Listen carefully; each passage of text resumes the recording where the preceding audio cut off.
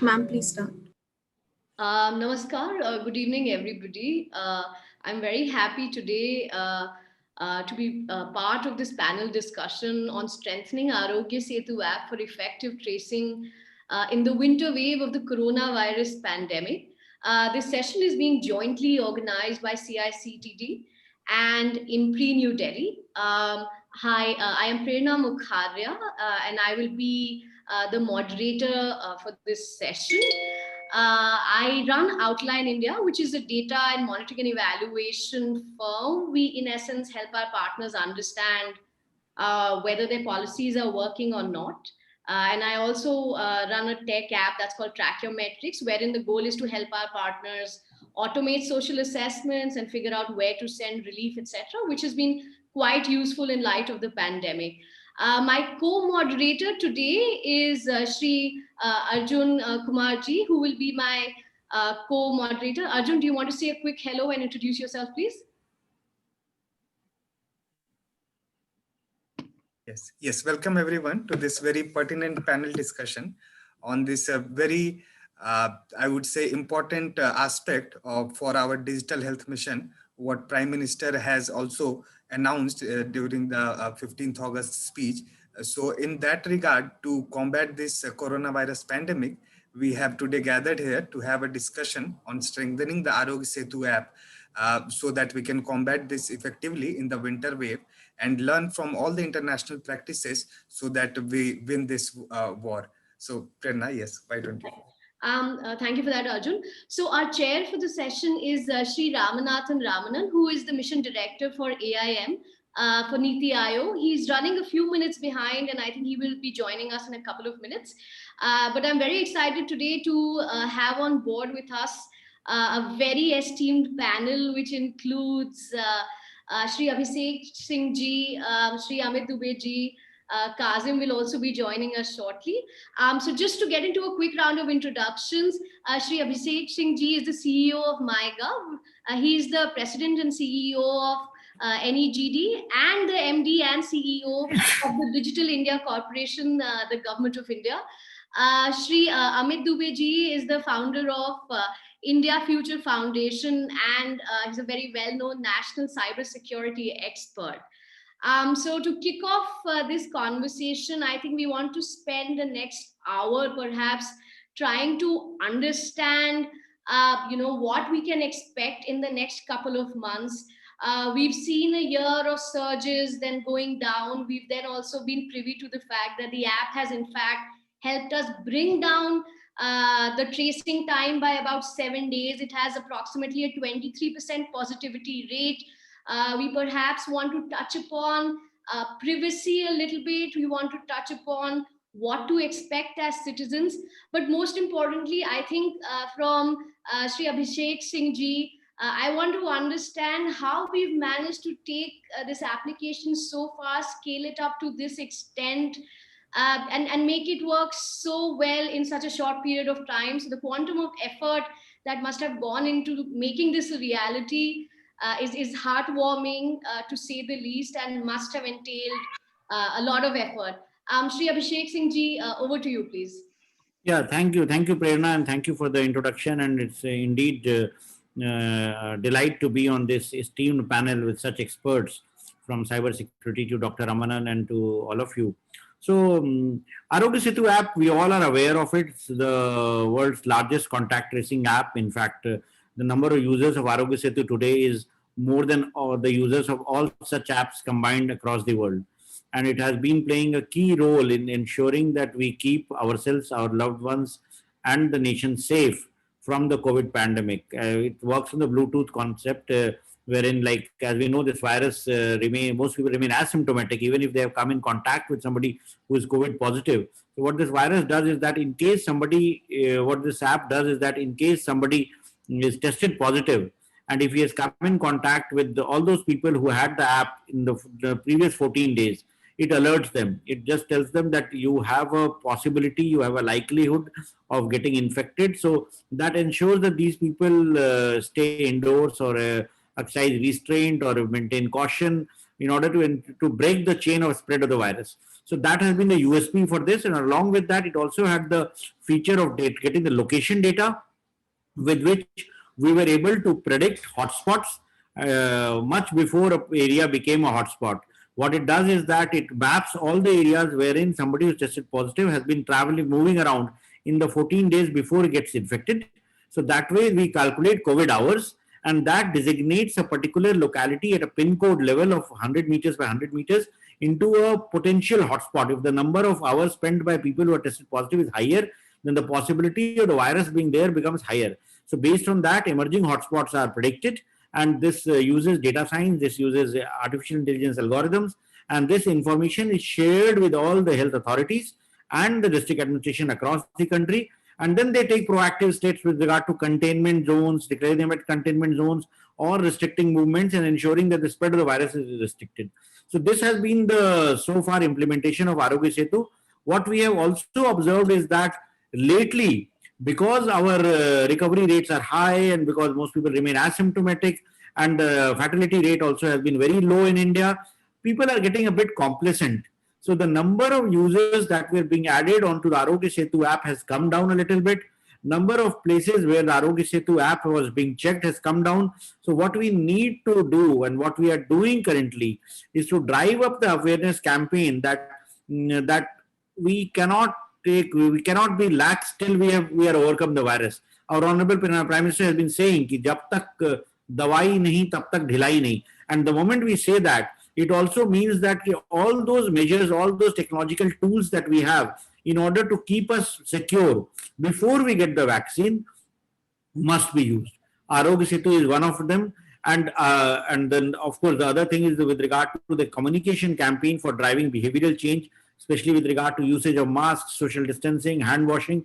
And many of these things are also promoted by Arogya Setu. If you go to the media tab on the Arogya Setu app, then it also gives you all the information with regard to what all one should do to stay safe, how one should boost one's immunity, what do the doctors say. So all that advice is there for driving behavioral change. So usage of Arogya Setu has been very handy, and maybe a lot of efforts have contributed to India's low fatality rates and ensuring that the recovery rates are high. And I'm sure the contribution of doctors and frontline health workers are much more. But we should also, at some point of time, factor in the role which has been played by Arogya Setu in alerting people in order to stay safe, in order to ensure that the pandemic doesn't become as big as it could have. And we have largely been insulated by large scale disruption in normal life. And as and when the post-lockdown things have opened up, it has really helped in enabling businesses, enabling workplaces to function. The Arogya Setu also introduced the Open API feature, which allowed an organization or a business to check the Arogya Setu status of all those who are registered on it without having to physically check each app. So that also ensured that people were able to access the workplace, and those who were turned yellow or green or red, they were the ones who were stopped, and everybody who was green were able to move forward and carry on with their normal lives. So this has been the role which has been played by Arogya Setu. There were issues raised with regard to its privacy, the issues raised with regard to data security and all of it was answered by the Arogya Setu team. And I'm like happy to say that in the last 9 months, 9 months of the functioning of the Arogya Setu, since it was launched on 2nd April to now, no hacker of repute, like there are a lot of people who claim themselves to be ethical hackers and this hacker, nobody has been able to break any data on Arogya Setu.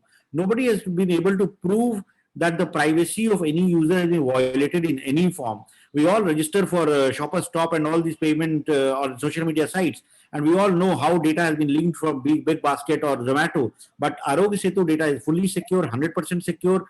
It follows the highest standards of privacy.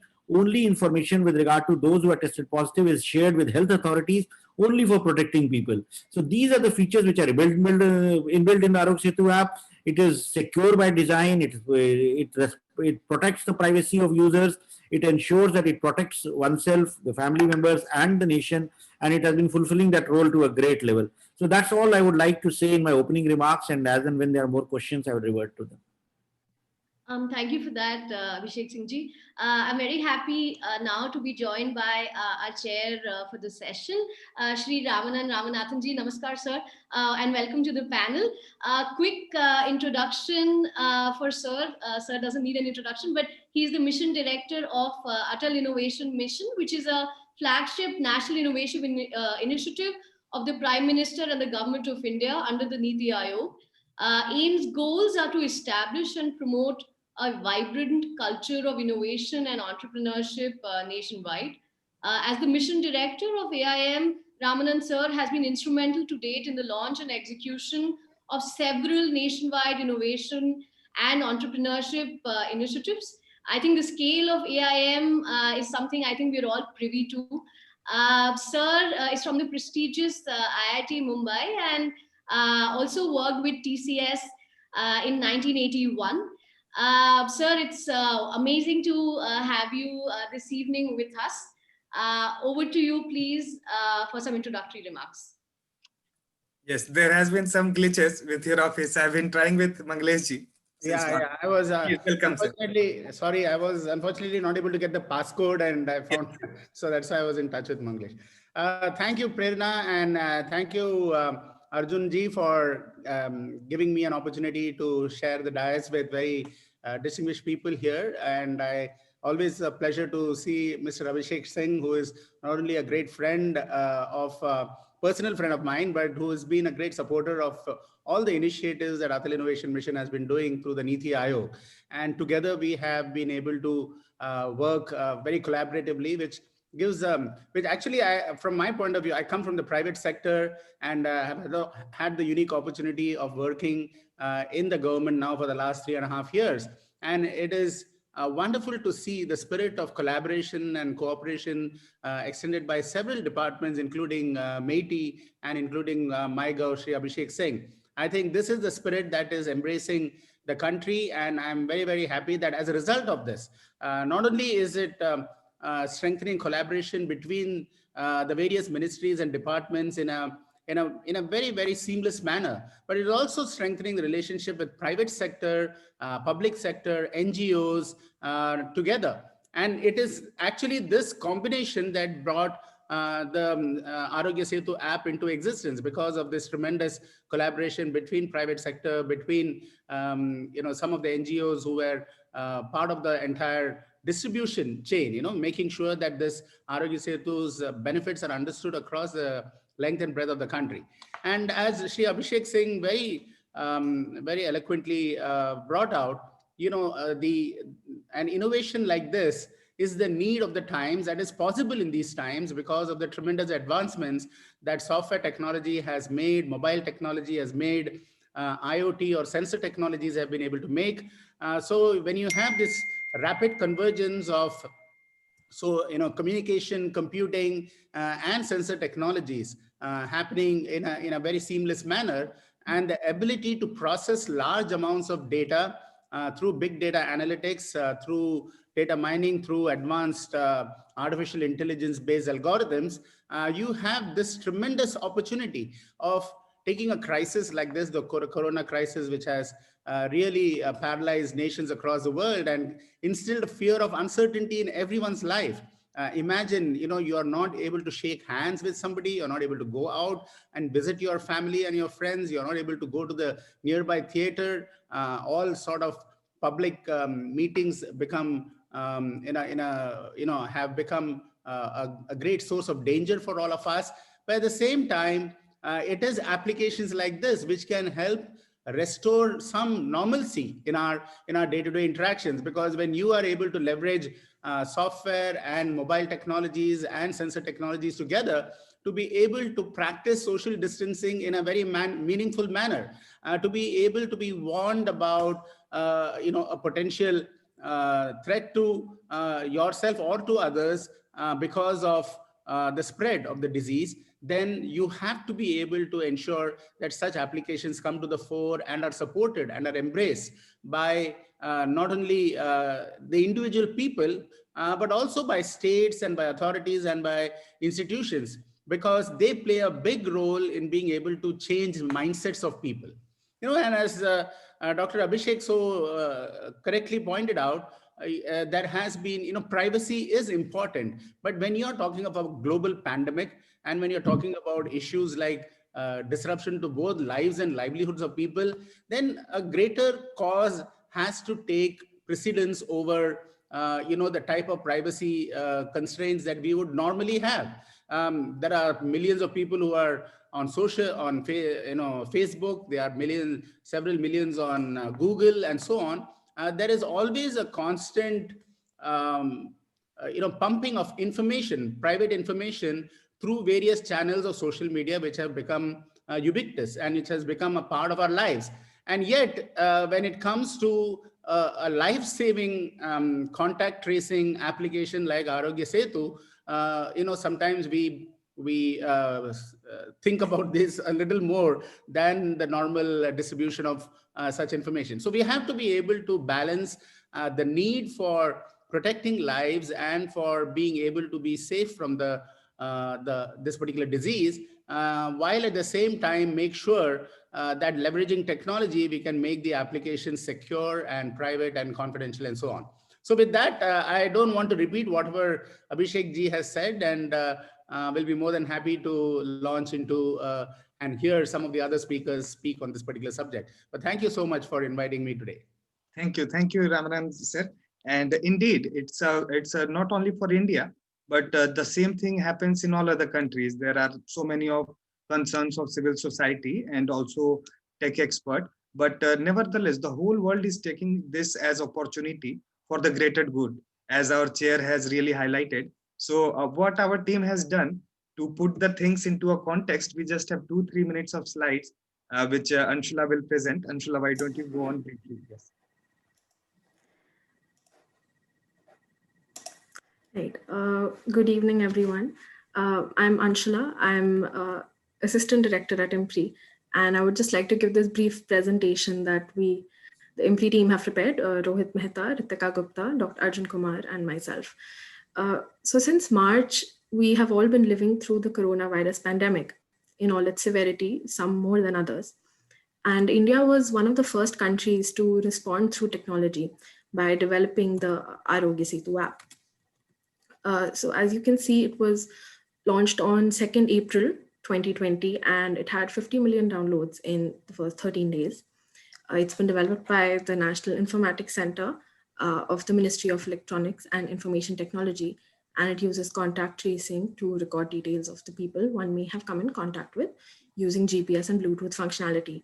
The features of the app, which Mr. Abhishek Singh has already highlighted, they can be seen here. The user status gives the health status of the user based on contact tracing. There are recent COVID-19 updates on the number of cases, as well as self-assessment for the user to identify possibility of infection. There are safety guidelines, as well as quarantine guidelines and treatment options in case a user has previously been in contact with, tests positive for COVID-19. There is also an integration with ePass facility in case one has applied for one, and there is also an option to volunteer during the pandemic. According to the Arogya Setu website, arogyasetu.gov.in, the app has 166 million or 16.6 crore total downloads. And we can also see some of the COVID-19 apps of a few other countries on the right with the date they were launched. So while the app can be harnessed for effective and rigorous tracing, there are several issues and challenges that stand in the way, namely privacy concerns, accessibility, the app not being open source, and the challenge of providing pandemic relief and mitigating losses. Concerns over privacy, they pertain to the usage of location data, among many other things. Accessibility, of course, is also a major area of concern. While we may have millions of downloads for the app, India does remain a country of the digital divide, with disparities in the rate of smartphone penetration, internet access and connectivity, and stable electricity. Further, the app is not open source, which adds to privacy concerns as well as limits independent checks on it by researchers. And then the big challenge is to provide pandemic relief by effective tracing of COVID cases. And what the app needs to look into is how tracing can help towards mitigating loss of human life due to COVID-19, and how support can be better extended to those in need during the pandemic using the Arogya Setu app. But however, of course, there are many constant real-time developments in this area, and we are glad to have a very distinguished panel today to hear more on this. So we've seen many issues with the app, and the motive of today's deliberation is to really start mapping out a way forward in a time when the country has close to 10 million COVID cases and the winter wave is imminent. There are many possible areas where this can be explored. One is how the existing functionalities of the app can be expanded and made more effective. Then whether technologies like a modular open source identity platform, MOSIP, can be utilized, and how the National Digital Health Mission can be integrated with the app for a more robust functioning and delivery. The app could also be utilized for educational institutions as and when they slowly open up and restore offline functions. And finally, vaccine delivery and count could also be explored through the app for effective and targeted service, along with effective usage in smart cities. So with that, I hand over the proceedings back to the moderator so that we may move towards an outcome to this discussion on strengthening the Arogya Setu app for effective tracing in the winter wave of the coronavirus pandemic. Thank you. Thank you, Anshula. And so our chair, Raman sir, if you'll allow, because Shri Abhishek Singh ji has to leave in some moment. So if we can interact with him and then later proceed with our panel discussion, so that our panelists can also get some chance to interact a bit. Yeah, that would be wonderful. So Abhishek ji, you have been intimately associated not only with the app implementation, but also in the ensuring that it is effectively being utilized and being tracked and monitored. So from your point of view, these 4 concerns that have been mentioned, one is the privacy concern, second is the accessibility, third is the open source suggestion, and the fourth is pandemic relief. What would you have to share about these points and how it is addressed or it is being addressed? Okay. Abhishek sir, if you'll allow, we can also go to one by one to a few seconds also to our panelists and aggregate so that you can respond, or as you like, sir. Sure. So we can, so Amit Dubey. So that we can complete. Yeah, Amit sir. Okay, that would be wonderful. No, because I thought he has to leave. That's why I directed the question. I think let him. No, but Amit ji and Arjun ji, if you are able to share your views, then we'll follow it up with Mr. Abhishek's point. Yes. Yeah? Sure. Yes, Amit sir. So first of all, I have my own personal congratulations to Abhishek ji, because the way this app was created, I was motivated on my own to do the security assessment of this app. And I submitted my report to him during those days, because I was amazed to see, like, within few days, how can somebody develop such a scalable app, which can actually not only become the main source of trust to the people when they are actually verifying anybody for COVID. So now it is automatically being accepted. Like whether you go to any private company or even media channels, I keep visiting these places, they first check your Arogya Setu and then only they'll allow you. Now, nobody has asked them to do so. There is no mandatory rule for that. There were some guidelines, but there's no mandatory rule. But still, they have accepted it, which says the success story of this app. So many congratulations to this entire team. And when I saw this evolution of this app, I found issues for sure. There were issues. But then we picked it up very quickly. We fixed it very quickly. By the time it was raised by other people, external world and any other hacker from different places, we were already ready to face those attacks and challenges. We were really matured enough at that time. So this evolution happened very fast. I'll discuss few of these issues probably later on when Abhishek sir probably will finish his viewpoint on it. But ideally, when we evaluate any such mobile application, we have to actually scan it from different perspectives, from application perspective to server perspective to infrastructure and to data in transit and data at rest security perspective. And the very first thing which was raised as a concern was the identity access. So identity access management, which was challenged by most of these hackers at that time for Arogya Setu. And they said that we can log in through different others' account and we can see their symptoms and all. That was the concern that was raised. But my take on that sort of concern was, it was not that you can access others' account. it was, so we were doing something at the client side verification and a few things at the server side verification. So the client side verification part could be spoofed easily, could be manipulated easily. And that was the reason that some of these things were bypassed at that time, but then it was fixed. And later on, there was another concern that was raised, like we can change the location and we can show ourselves to some other location. Now that was a very interesting issue, because the real hackers use case for this is like he can simulate the location of any such private, like premium or VIP location, and he can show himself as a COVID infected person, and then can create concerns over there, because when he'll be in the surroundings with 10 meters, 15 meters with these VIPs, probably leaders and all, or bureaucrats, there will be some concerns, and they will have their alerts in their Arogya Setu app. So that was a very, very interesting use case that could have been there, but we fixed it again very quickly. And then there were concern for SSL pinning, which was like authenticating someone from client side. There were concern for using virtual numbers and then using an Arogya Setu app so that we can cheat the server. But still, these issues were fixed. Now, when I see the part of the scalability, I think that is really beautiful. And the concern that was raised for the localization, data localization, that the data should not go outside and data should be inside, and it should not be, there should not be any possibility to trace it or any possibility to see any other's data. Now that sort of maturity we have achieved. We have achieved that sort of credibility in the system in due course of time, and I'm quite sure, like there's no such concern, as Abhishek sir has confidently said, like there was no single attack. And I have seen attack on other such apps worldwide. There were many attacks worldwide, many such apps, and the data was stolen. Every such concern was there. But fortunately, or I think with those efforts which were taken by this honorable office, there's no single data breach has been reported till today on Arogya Setu. So I'm there with them. Thank you so much. And I think we can listen from Kazim first, then we can go to. Yes, thank you. Kazim, quickly over to you.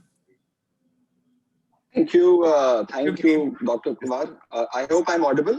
Yes, you're audible. Please be brief. Sir has to leave in 5 minutes. Yes. First of all, I would like to thank Shri Abhishek Singh ji, Niti Aayog. I would like to thank CEO MyGov, and of course also the Ministry of IT and Shri Ramanathan Ramanan ji. Sir, it's I don't think it's an honor. It's something bigger than an honor to be on the same platform as you. And I'd just like to thank the Prime Minister also through this medium of this discussion, that I think what we've achieved with Arogya Setu over the last 8 months has been remarkable and unprecedented. So I'll make it very quick, and I know Shri Ramanathan has to leave, but I'd like to sort of really emphasize on 3 main things. We are a tech policy think tank. We work in the privacy and security space. And we sort of analyze and critique on a lot of technology policy issues. One of the key movements which the ministry did, of course, in April when they came out with the Arogya Setu app, was to focus on privacy. And over the last, I would say, 8 to 9 months, there has been significant effort to improve and enhance the way the app functions, and also to make sure that the app's privacy, security concerns are all improved. And over the course of few months, we've seen that the app has been steadily improving and incorporating a lot of inputs which they have been receiving from various quarters of civil society. We had also submitted a report, 14-point privacy framework, and a lot of those points are also there in the app itself. I'd like to mention 3 main points on the privacy front. One is the encryption of data. And the fact that the app encrypts data which it receives is something which is really exemplary and really well appreciated. I think Amit ji is a friend of mine, and it's great to see that he's been involved with this working of the app. The second is the data access and knowledge sharing protocol, which was released by the government. And I think it sort of really specified the granular details of the modality of transfer of data between various stakeholders. That was very important, and it was a very laudable effort by the government to improve and enhance the transparency of the app. And I think the third point, what really the government did was anonymization of data, and how the anonymized data would also be used for further research purposes, which can help India prepare for future pandemics. I think that far-looking visionary thinking of the Ministry of Niti Aayog, of MyGov, to make sure that they can use the data to research, I think has been really well welcomed, and it's really applaudable to see how the government has focused on anonymization. Anonymization is very important and not very easy to achieve. But I think the app has done a great job with respect to anonymization of data to enhance the security and privacy. Another key point which the app did in May was to release the source code, to make it open source and on GitHub. I think that is something which we hope will help research community to take forward. And I know there are a lot of things which are being done to make the source code more available.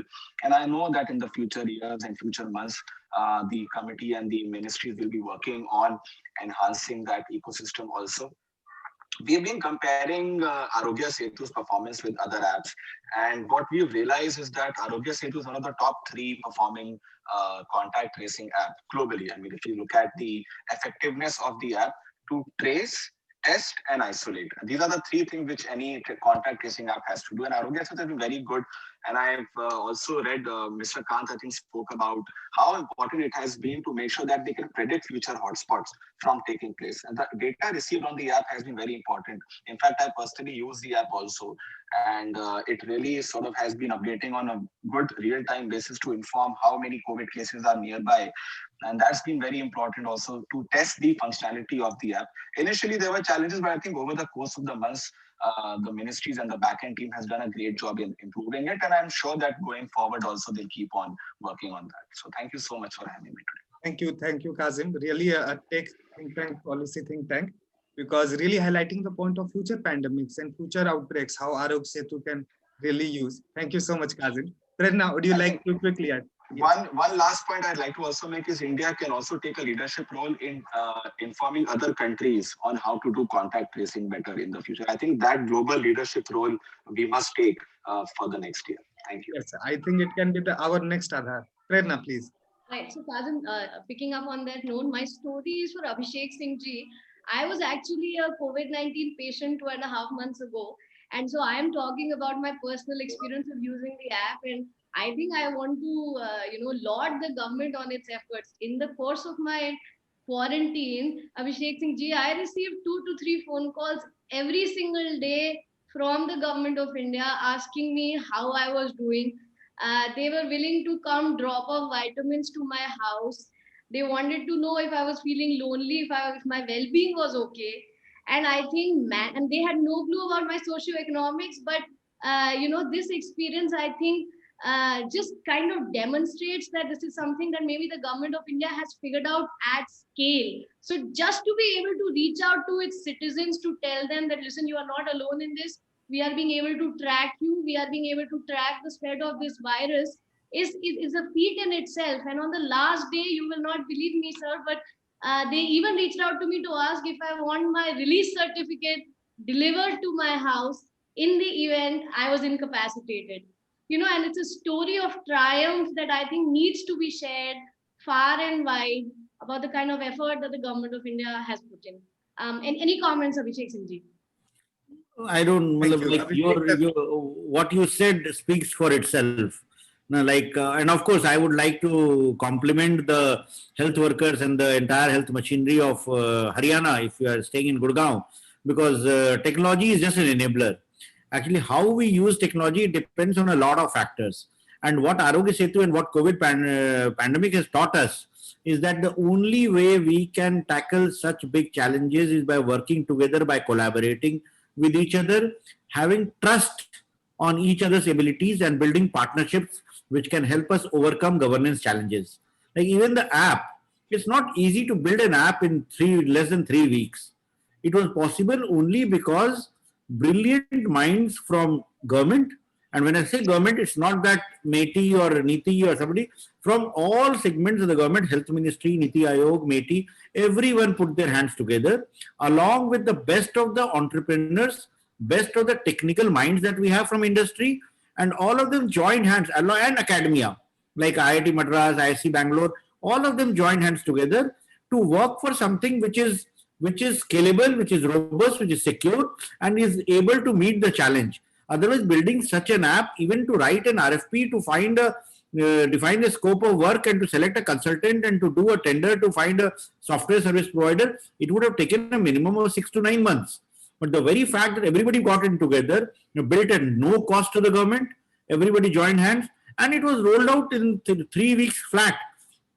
And it has the best of the features. Yes, there were, like in any app, when you develop and when you do this, when you take it for beta testing and all, you find some minor glitches here and there. All of it was fixed. And over a period of time, new features were added on, like the ePass integration, or like the open APIs, or like finding out how many cases in your vicinity. All these features have been added on over a period of time. But again, as I mentioned earlier, the app will succeed only if more and more people use it. So far, we are the largest users of a contact tracing app in the world.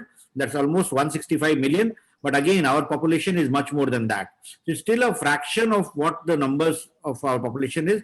So, but it does give a sampling. It does give the Itihas interface, the emerging hotspots prediction model. It does predict it very accurately. So it has become a tool which can be used for ensuring that the pandemic spread is limited. So in that way, it has been a great achievement. But as I said, it cannot be that our war against COVID-19 cannot be won by one tool or one software itself.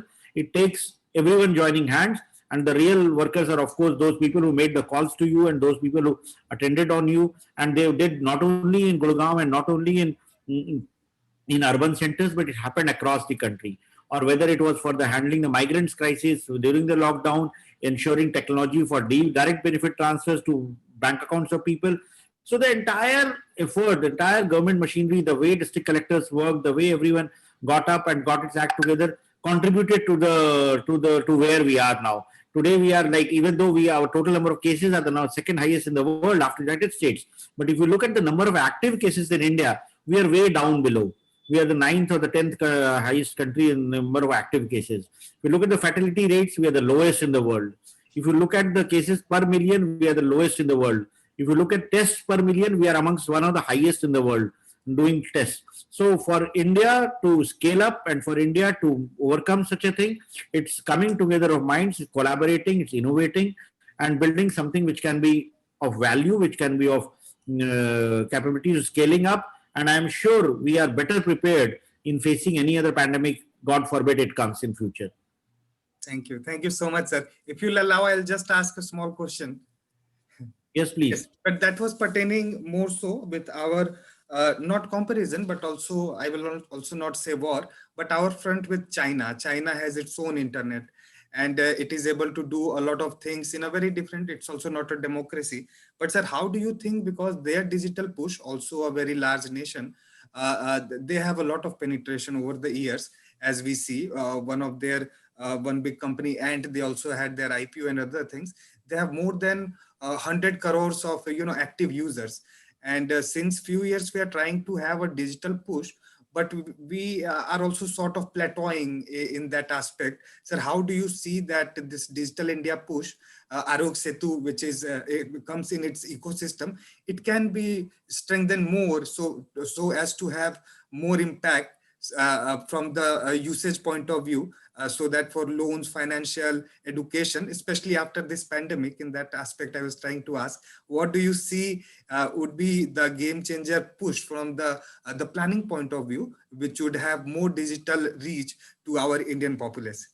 Also comparing China, because China, people are now really, they do it with Taiwan, Hong Kong, everywhere. They have now, digital cyber attack and a lot of things they do. So yes, sir, your points. See, China is China and India is India. We have our strengths and we have our challenges and we have our issues to tackle with. Yes, we are not as digitally integrated as China is, but we are amongst the fastest growing countries in the world as far as digital technologies are concerned. We have, as per the last figures that I saw from TRAI, we have almost 700 million internet subscribers in the world, in the country. 700 million internet and growing very fast. We have the biggest challenge that we have is in providing content in native Indian languages. We are much more diverse than China, which the number of languages and the number of people who speak one language is as compared to China is much different in India.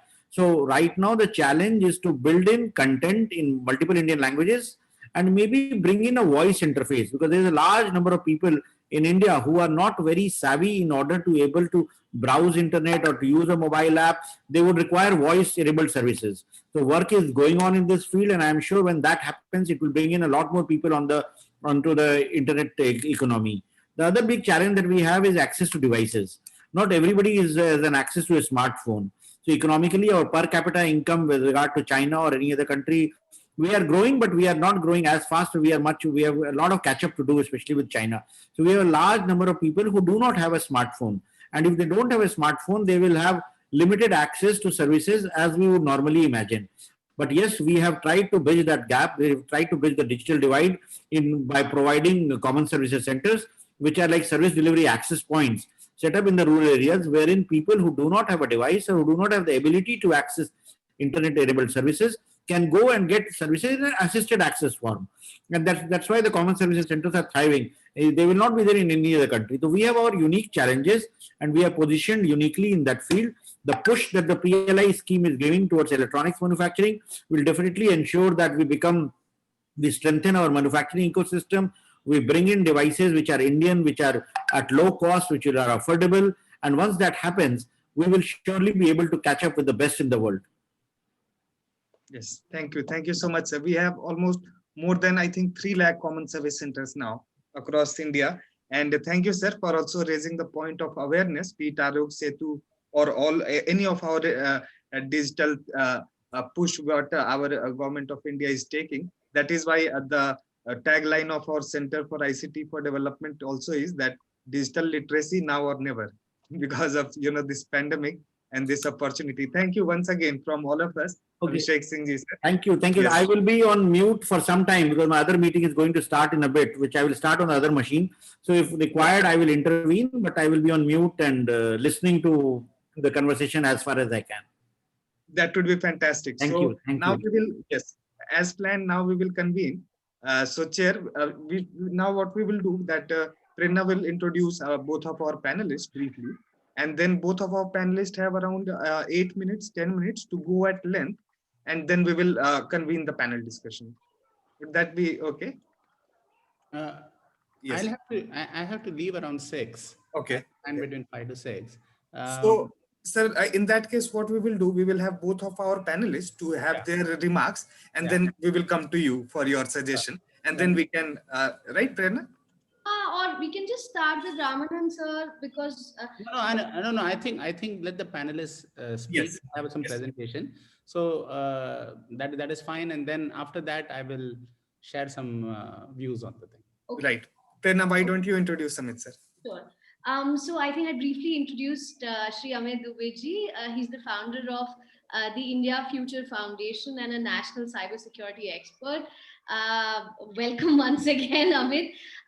Circling back, to the discussion around the winter wave, and as this data set grows, as the number of features grow, as the expanse of it all grows, do you anticipate any threats around what will happen to these data sets? We are hearing a lot of chatter around citizens speaking up and saying that we don't know if it's a centralized repository, we don't know if it's decentralized. How do I know if this data set will be purged? When will it be purged? Again, there's this chatter around, there's this confusion about whether the health ministry owns it, or the sharing rights around this data set between the ministries. So, can you offer some clarity to our listeners today, and any thoughts? Please go ahead. Sure. Thank you, Prerna. And if you can just see on Twitter right now, the Google is down and the YouTube is down. That is coming. Yes. So, Yes. so if, and most of the people that are searching on Google, why Google is down? Yes, logged out of all mail accounts for now, so can concentrate on this plan. So my point is, like, when Google and YouTube and all these prominent players, if they cannot protect themselves against such kind of attacks, I think we should always be ready to accept this fact that there are people that are interested to disturb your day-to-day progress, especially for India. And that is something which we are always aware of, and all our practices, all our readiness is with that thought process. So I can't say like we are completely secure. Nobody can make that statement. That will happen. There will be such possibilities always there because of change in operating system, devices, kind of play from VRN, and when we scale, we definitely go for new kind of third-party solutions, vendors, and that is something which creates new kind of opportunities for hackers. traditionally, whatever security provisions are there, we are up to that, and we have already tested it multiple times. There is a regular audit every month, and we are actually following all those maturity models and OWASP guidelines. Those are required to make us secure enough for any such kind of situation. But even though, because I just taken the example of Google, because Google can be benchmarked for this, they can be attacked for such kind of things. So any hacker, they target your systems from three perspectives. One, to challenge your confidentiality, to challenge your integrity, and third is your availability. This we call it CIA model. And so with the attack which happened with Google, it is basically to challenge their availability. They may not be able to change anything in the system, but the availability is challenged, and that itself will be a huge loss. So today, when we are using Arogya Setu for all kind of security checks, whether we are entering into airport or to any such spatial place, even in sometimes in events or in marriages, we have to show our Arogya Setu, and that all is actually in practice. If suppose Arogya Setu server that gets down for a few minutes or few hours, or even for like 3-4 hours, that may create so much confusion, chaos among people, and this will create a big question on the trust factor as well, because now we are trusting so much on this app that we are unknowingly using it in our day-to-day life, and that is something which can be challenged by any such hacker easily by creating a DDoS attack or something.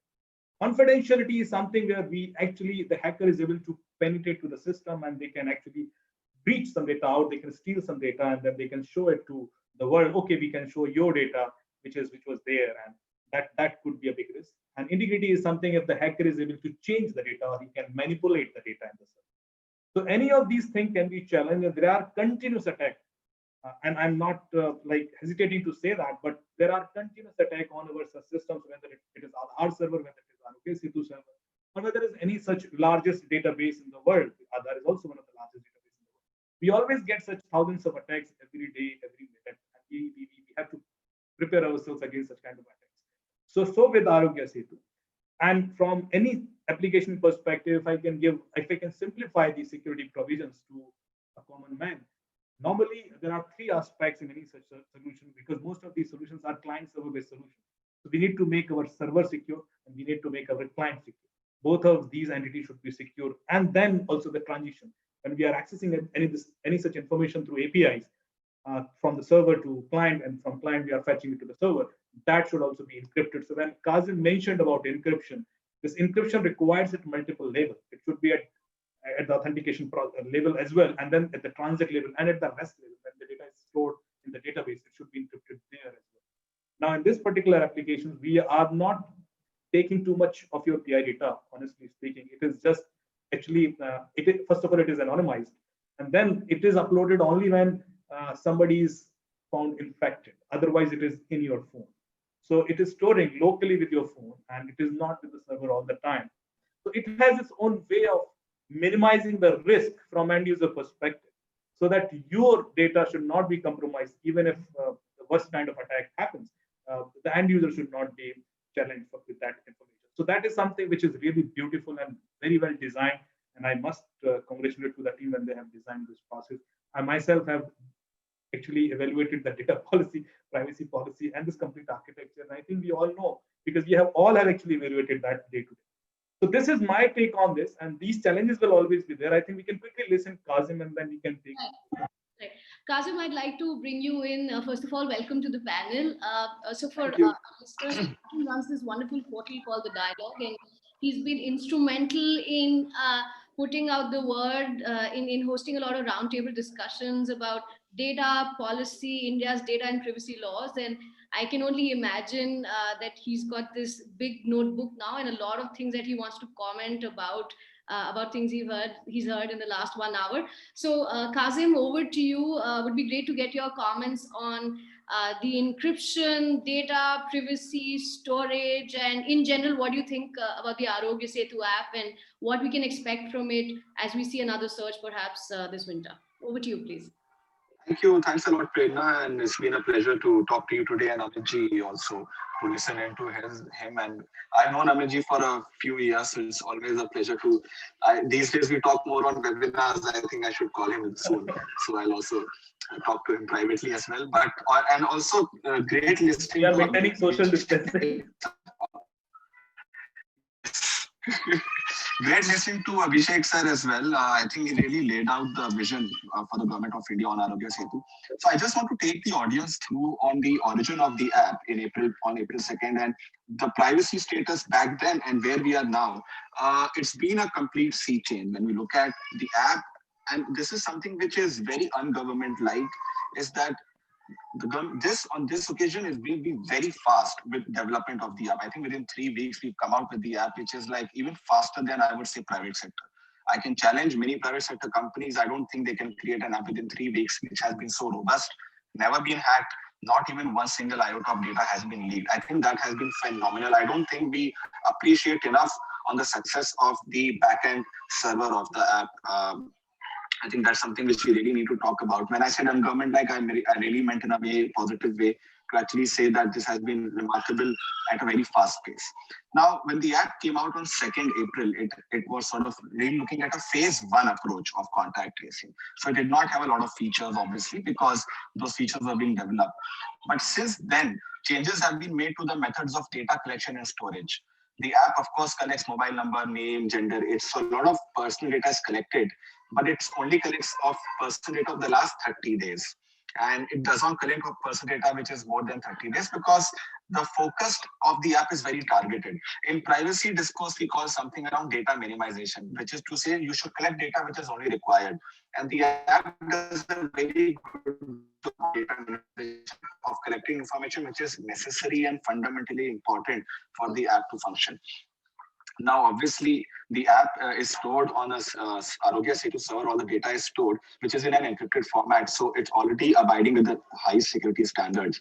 At the time of registration, a unique device ID is created for each user, and this is used to identify the user. Now, the ID is unique to that user.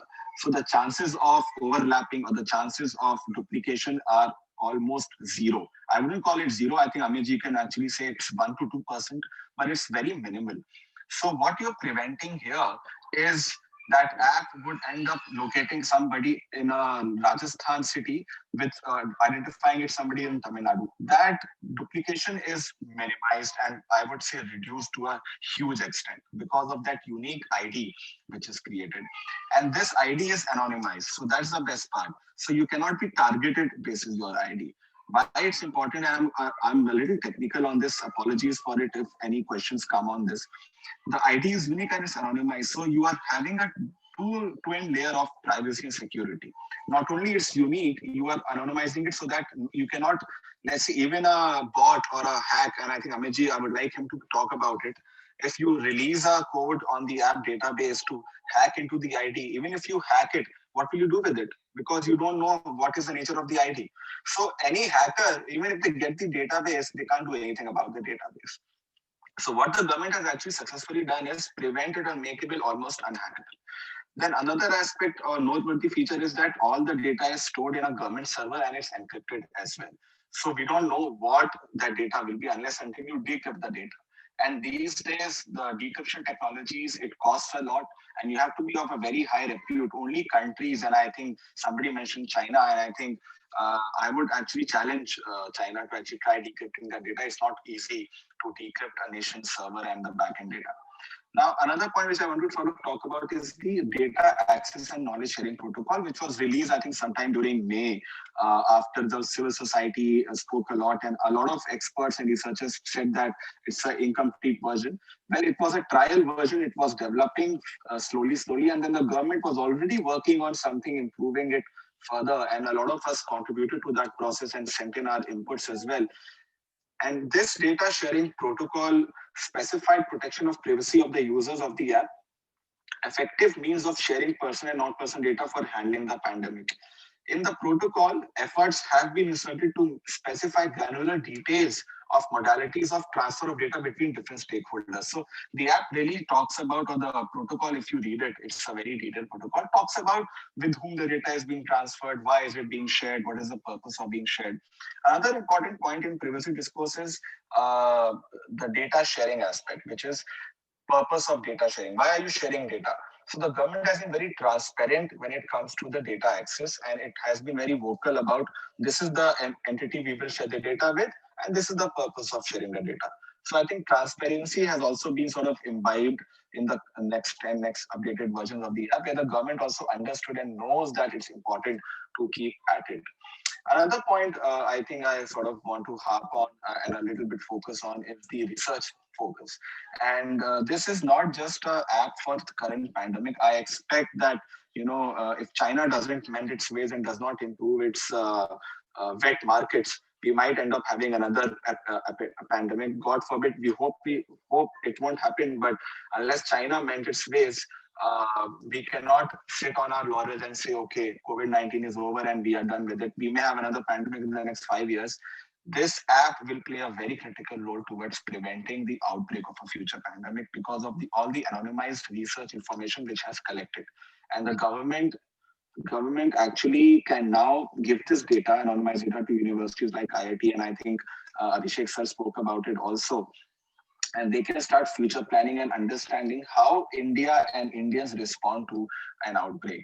And the hotspots which have been identified in Arogya Setu phase 1 can now be used to sort of look at preventing smaller outbreaks in the phase 2 or phase 3 part, which for the next year we will see. For the winter wave, I think it's important to start looking at insights from the app, which I know the government is already looking at it. I don't think I need to say anything. To actually look at what type of communities, what type of areas, what type of ecosystems, what type of people, different type of sort of households are actually contracting virus and at what pace. I think they have a lot of information now to analyze it, and I'm sure they're doing it as well, to look at future lockdowns or even preventive lockdowns in cases where they see that the virus could be going fast in the winter wave. And I think what we've seen also in the last few months, that the virus sort of went up and then we started seeing a downward slope, where I think India's daily cases is around 40,000, if I'm not wrong. Yeah, sorry. Right. So if I can just come in there, Kazim, thank you for that. So I think a lot of these pieces coming together and fitting in so well all at the same time at such scale is obviously possible because of the ecosystem that we've been able to create with the support of the government machinery, and technologies obviously played a huge role. And this has not just been innovation, it's been expedited innovation, wherein different players have come together to make it all work, so Ramanan sir, if I can please bring you in right now about what your experience has been. How have we been able to do this in such a short time, innovate, come up with these localized solutions, bring in different stakeholders? As we discussed earlier, a lot of startups were happy to chip in, jump in. So how has this ecosystem evolved so well in such a short time?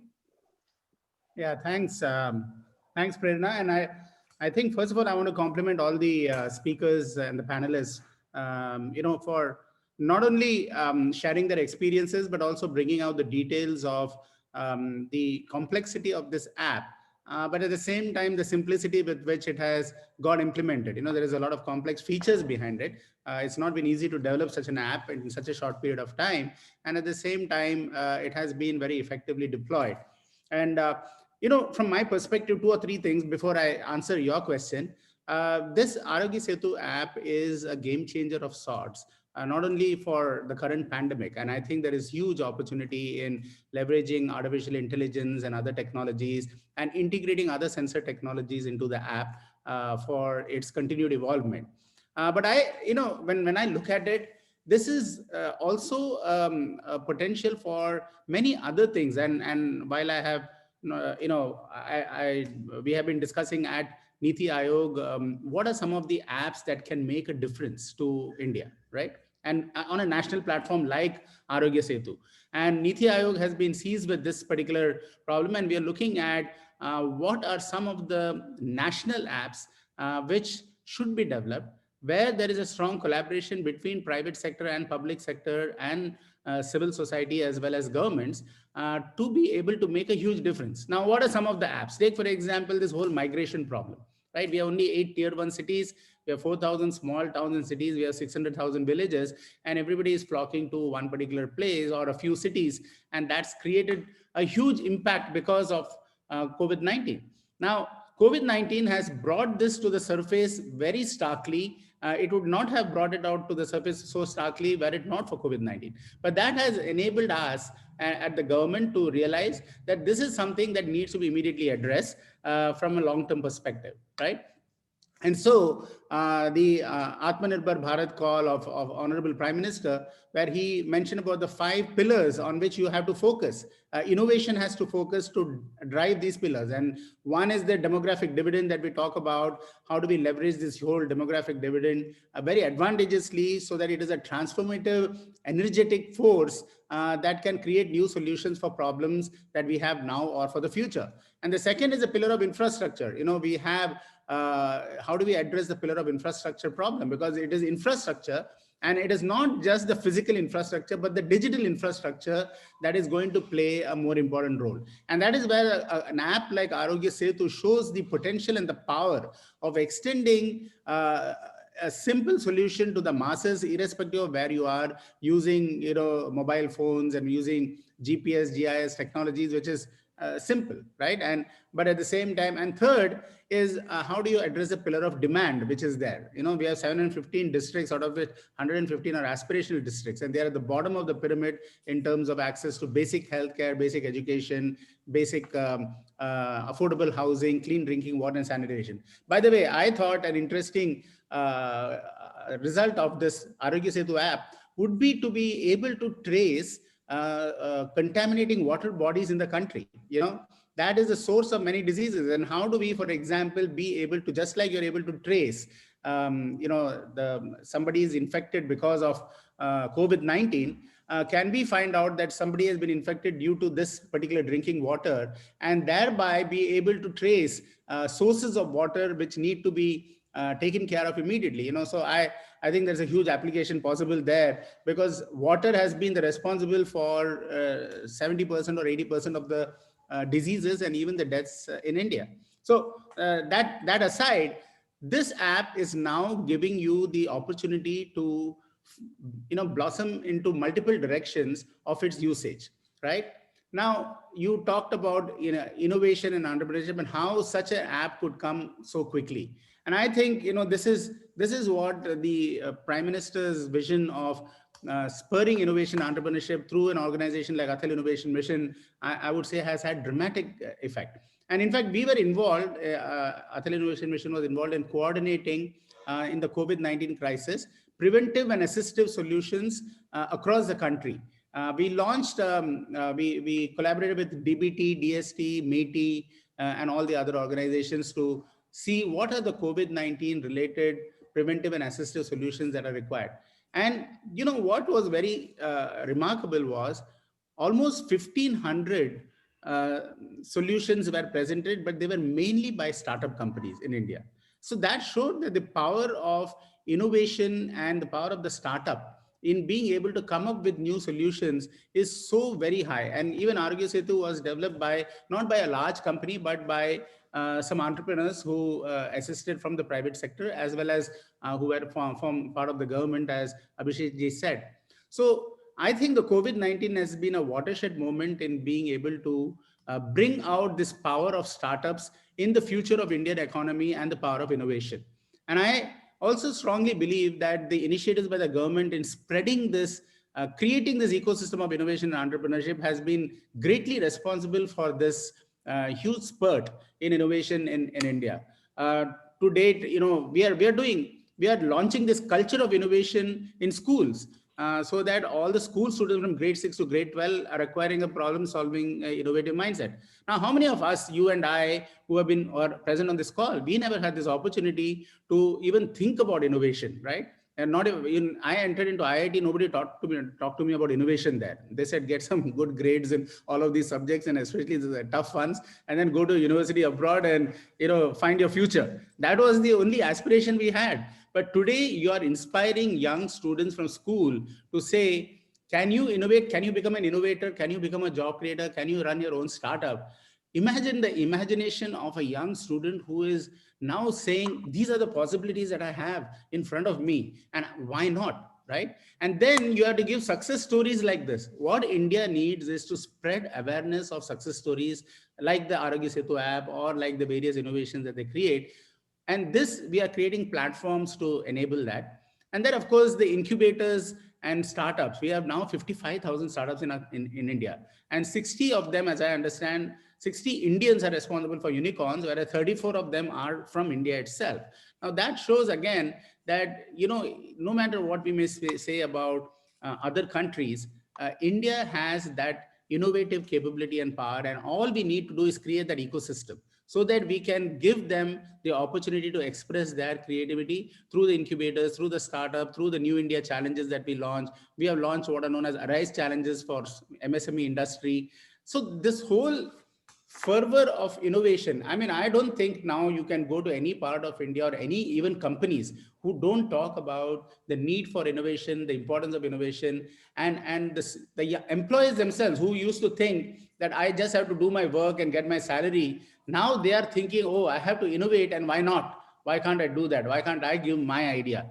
And I think that change, which is happening in our country, I'm seeing it. I can feel the pulse of it. I see it in the students. I see it in the universities. And that is what has come to bear in this particular innovation. And lastly, I would like to just say, I think the government has been tremendously creative in overcoming standard bottlenecks that have been there in governmental process. I mean, you could have gone and thrown an RFP and gone through this huge process of, can somebody build a contact tracing app? The government didn't do that. Instead, what we did, Amitabh Kant was, at the helm of affairs and he's the CEO of Niti Aayog. He drove along with private sector. He just immediately called people in. We all formed a group together and then drove the development of the app. And that's how it happened in 3 weeks. It won't happen otherwise if you are going through these formal processes and rigid processes that we have been used to. So I think creative approaches where collaboration is the key, and at the same time spurring, finding the best of minds together. Those are some of the things that has gone to the development of this app. And I hope this app will continue to, this is just one of the several apps or several solutions that will come out from what I would say is a very, very innovative community that is there in India. Thank you, Ramanan sir. And since we have this opportunity to have you and also Abhishek Singh sir, in the Atal Tinkering Lab, where so much of participation from so many of schools are coming, and since schools are shut down, so I wanted to just take this opportunity that, as Kazim also added, that any Chinese or that thing come, I am ready to face. But as we know, for China, we know that it doesn't come directly; it has so many routes. So, but now at school level also, I think more of digital things should go. To propagate digital India to the next generation. So, sir, if some competition, some essay writing, not very heavy algorithm or that sort of, in our school also, those who have Atal Tinkering Lab, something which association with Digital India and other startups, if some push is there, so I think our next generation is also enabled and equipped. Yes, something of that sort. Just there is actually tremendous amount of leveraging of digital medium now for all the tinkering labs. And I think not just for the tinkering lab, what we did as soon as COVID-19 happened was we launched what are known as a series of Tinker from Home modules. Okay, and this was completely on the digital medium because we wanted to keep the students engaged. We wanted to keep them active. So we launched a series of modules every week. And I have to tell you, the participation has been tremendous. So for example, we started off with the artificial intelligence basic module. What is artificial intelligence all about? And it was not a classical, read about AI and all that, then the student will go off to sleep. It was very interactive so that people understand how do you put together, what is an AI solution? how do you go about developing an AI solution? What are the basic steps you have to follow? And then we launched, or subsequently after 6 months, we launched the Step Up module where you actually have projects, AI projects that the students can do with the tools that you already have, software tools that you have and so on. We launched also a game development module for the students so that they know how to create games, because this again became a big hit in all the schools, in all the students. They could start creating their own games, and we launched a competition. So we launched game development beginners module, intermediate module, and advanced module. I think if you log into Atal Innovation Mission website, you'll find all this very interesting. I started learning many of this stuff on my own after this. Third one was we launched what is known as 3D design module. How do you do 3D design using 3D printers? Because all the tinkering labs have 3D printers now in there. And we have, by the way, we have 6,500 labs operational, and almost 3.5 million students have access to all of those. So we wanted them to understand the concepts of design and design thinking, and how do you use tools like CollabCAD, which was developed along with NIC to do that. Then with Adobe, we launched creativity module, digital creativity and digital communication and 21st century skills module. How do you present your solution very effectively and very, very persuasively? This is a very important thing. Indian, by nature, I have seen we create great solutions, but we don't market it the way Western countries market. And thereby, we lose the edge sometimes, even though we have a richer and a more powerful solution. I would also say Arogya Setu, if as Kazim says, is among the top 3 in the world, we have to make much more song and dance about it and see how we can push it across to other parts of the world to adopt it. And then we launched app development learning module. How do you develop an app? This was a 6-week program. We have more than 50,000 student registration. So net, we are the whole idea is leverage digital technology to the hilt, because that is the way you're going to be able to reach across to the remotest place. And this is a combination of laptop, web, mobile technologies. We are trying to develop apps which can, fit in the, or which can run on the simplest of smartphones. It doesn't need to have too many features, because that's something. And we are also encouraging development of smartphones at very low cost. So that's innovation that is already happening. So these are all the various things that we are doing. And even as Abhishek ji pointed out, we don't have enough. Many people are still deprived of the internet. They're still deprived of mobile access and so on. So one of the things is we are launching challenges of how do you overcome this. So for example, how do you use satellite technology to make it interactive in terms of distance learning, rather than, we have set-top boxes. It is typically one way of interaction in satellite technology, but can we use satellite technology to make it two-way and make it interactive? That will be a very powerful way of being able to, disseminate education and enable an interactive manner. Right. And then also we are working with a few companies to see how can we introduce virtual labs, so that if you are not able to go to a physical lab, using augmented virtual reality, can we create virtual labs so that people have the experience of actually, being able to do something which they would otherwise be able to do only in a lab, even though they're sitting down in their environment. So many initiatives are in progress, but yes, digital mediums is going to be the future in terms of how you can disseminate education. Right, sir. Thank you so much for those comments. I will take one question from the chat box and then we'll start wrapping it up. My question, the question I see in the chat box is for Shri Amit Dubey. So we've seen that this is an app, and there's been this other discussion about the have-nots and the haves, and if I have a simple Java phone, or if I don't have the internet, is there still a way for me to be part of this innovation? So can we somehow think about making this more inclusive, Amit? There are apps that do work offline, and forgive me my limited knowledge, but is there somehow a way for us to also include the more vulnerable, those from relatively lower socioeconomic strata? Over to you, please. Quick 2 minutes. Amit sir, one thing also let me add, but I would also argue otherwise, that even in many of our airports or the TODs, this is not working. In case of China, why I mentioned that many experts do visit China, and they are saying that any far-flung area, internet is working. and we are getting a lot of glitches. From a layperson, from a policy point of view, how can we correct this? Because some network is working somewhere, some is not, and I think that that has a much more handicap for Arog Setu other than other thing. So how we can improve this? Yes, sir. Your concluding thoughts, and if you want to raise any. First of all, these are the real concern, and we have been receiving such concerns that because of the compatibility of different mobile platforms, and also especially the feature phones, as you have mentioned rightly, like most of the smartphones are okay, but then we think of feature phones, they are still out of this gambit, and we are trying to include them as well. So there are Java apps and there are applications, and we are also trying to get it as an inbuilt app with most of the feature phones. So this will these all are things are suggested, and I think there are initiatives. Abhishek sir would have been the better person to quote on it, like when and how we can get it done, and we can expect it very soon for sure.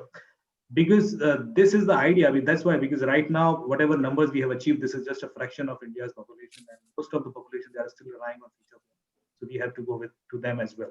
Second thing about the support from different operators, and then the issues that we face, especially on airport or at railway stations. Even though we have Wi-Fi solutions over there, but there are issues. Those are being reported, and these are getting rectified also soon. The challenges are there. Challenges will be there because the numbers are increasing, and there will be issues because the kind of testing we do in the lab and the kind of the real situations any app would face in the field is largely different. And these kind of inputs we can get only with the real test scenarios. We can't simulate most of these scenarios in the lab, and that's the reason when any such scalability happens, and especially with these large numbers, we can test any app with millions of such hits, or probably with hundreds of millions of such hits. But now these are getting billions of hits, and that is something which is a little difficult to simulate as real time as we are facing in the real situation. So these are the concerns, and I'm sure these will be fixed very soon. Kazim, concluding remarks, 2 minutes. We'd love to get your comment.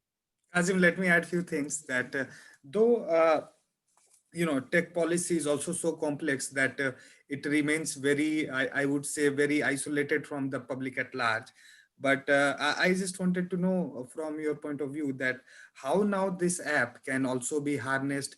So we will have a lot of vaccine and, other, we also have to open schools, and how we can effectively, that there are so many of, plus minus and so many things, but how effectively at least we can start having developing this sort of app and this sort of ecosystem, let us say in our smart cities or wherever we can, and schools and some universities, so as to have I would say more and more application which will lead to a good public health for we all Indians. Kazim, your comments.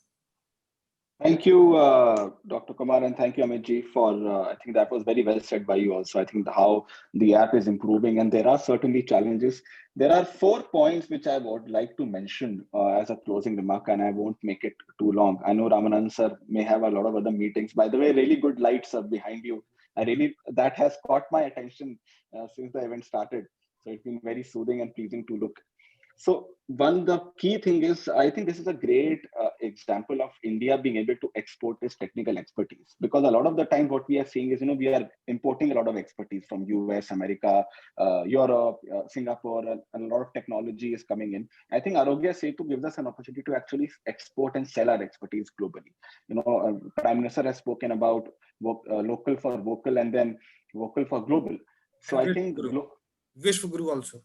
Vishwaguru as well. So I think this app can actually help us enhance our reputation and also sort of sell and export our expertise to other markets. And Prime Minister is very keen on improving exports. So I think this falls well within that line.